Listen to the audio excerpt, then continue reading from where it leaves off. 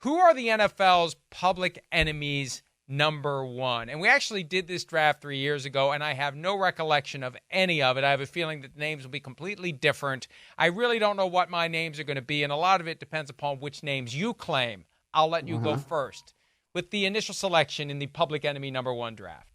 Well, thank you. Yes, and I'm going to go with the obvious choice, and that is Patrick Mahomes. He has made the Kansas City Chiefs so good, and he is so good that now it's gone from, oh, what a great story. Oh, man, Patrick Mahomes, he's so good. This is so awesome. To, I'm so sick of Patrick Mahomes. I'm sick of the Chiefs. I'm tired of the Chiefs. I don't want to see the Chiefs anymore. That's what makes him a public enemy. When you're that good, right, then people aren't going to want to see you at the top of that mountain because they don't appreciate the greatness as much as they might have otherwise. So I'm saying Patrick Mahomes. He's public enemy number one for, 31 other franchises.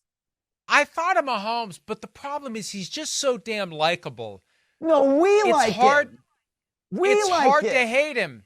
But go to Cincinnati. See how they feel. Go to Buffalo. How do you think they feel about him in Buffalo? That's public enemy number one, sir. I still think it's difficult to hate Patrick Mahomes. I think that you really have to have a personality that is conducive to it. I think that with Mahomes, it's like you hate what he stands for, but man, I wish he was my quarterback. And man, I wish he was my next door neighbor. I wish he was my son. I wish he was my friend. He's just such a nice guy. He's so humble. He's never changed. I think it's hard to hate Patrick Mahomes. I would not encourage hating Patrick Mahomes. Now, Saquon Barkley, on the other hand, not that I encourage the Giants fans, not that they need any encouragement, he clearly is the public enemy number one in New York. Like, if Reggie wants to get the heat off of him, if the series goes back there and he's doing the game, he needs to invite Saquon to come sit courtside and cheer for the Pacers because the chant will change quickly from F.U. Reggie to F.U. Saquon. He got booed at a game in Philly by the Knicks fans that made the trip to watch the game, and he was dismayed by it. So Saquon Barkley fits perfectly. Even though it's not his fault, it's the Giants' fault, he has become public enemy number one in New York City. Yeah, that's true. Josh Hart could then go up to Saquon Barkley and say, yeah, I think they're saying F you. Yeah. So that's not a bad choice, but I'm going to go with another player from the New York metropolitan area, for my next public enemy, and that's Aaron Rodgers. I don't know if I need to say much more other than Aaron Rodgers, just based on some of the things that we've heard him say over the course of the last, let's call it 2 years or so. Man, oh man. I kind of have a feeling that once he starts going into away buildings, he's going to get booed, and he's going to be booed loudly, So it's going to be interesting to see how he performs with the Jets this year, how he comes back from the Achilles injury. But, as great of a player as he's been, I think that he's sort of morphed himself into being one of these key public enemy guys. That's a great pick. And I was explaining this to someone not that long ago. I can't remember the context. I can't remember how it even came up. But, there's a certain high-profile politician who is polarizing. You either love him or you hate him. There is no in between. And I think this all came up in the context of Aaron Rodgers delving into potentially the political realm when it was out there for a few days that he might be RFK Jr.'s running mate. With Aaron Rodgers, I believe that you either hate him or you have no opinion. There isn't this strong cult of Aaron Rodgers. There are certain things he says that will cause others of that same mindset to say, here, here. But there isn't this, we love Aaron Rodgers and we will follow Aaron Rodgers into battle with a spork. There isn't anything like that for Aaron Rodgers. I don't think so. I don't sense it. I think it's either tolerance or hatred. Am I wrong? I don't think you're that wrong. No, I really don't. Because, that's just the way Aaron Rodgers has set himself up to be over the last couple of years with his public persona. I think that, if we go back to 2019, we probably don't feel that way about Aaron Rodgers. But, since 2020 and all kinds of other things that have happened over the course of the last couple of years, it's been a little bit different. I'm going to go with Stephon Diggs as my next choice just because in Buffalo he is public enemy number one.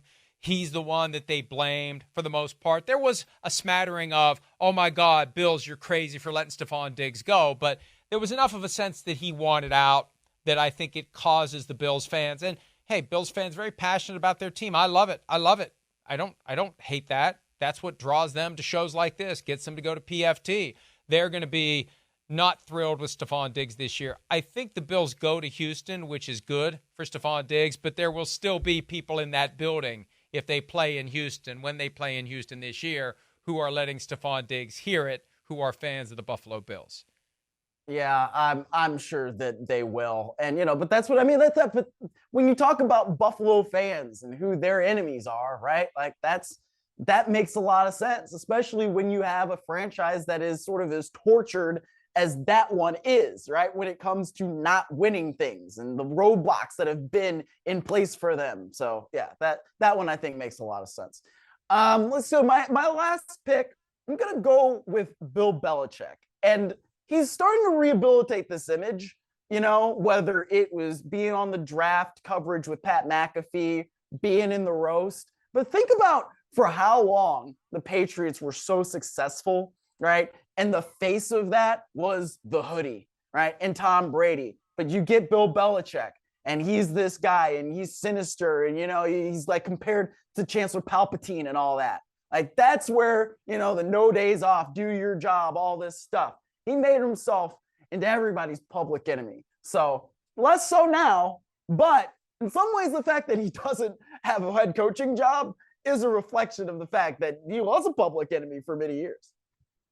Well, and it's going to be difficult for him to get back in because he needs the public to warm up to him to the point where there are fan bases saying, we want Belichick to be our coach next year. And I think that's why he's doing what he's doing. And I said all along, this is what he needs to do. From the moment he took out the full-page ad in the Boston Globe, after the dust settled on the fact that he wasn't going to find another job, you need to rebuild your overall reputation from the standpoint of making fans want you, clamor for you, and not view you as curmudgeon, miserable, not a guy that we want to have as our head coach. I waited for the end because I didn't think you were going to take him, but you almost did. I'm going with Brady because Brady is going to be showing up at stadiums this year. I think that Brady is going to hear it.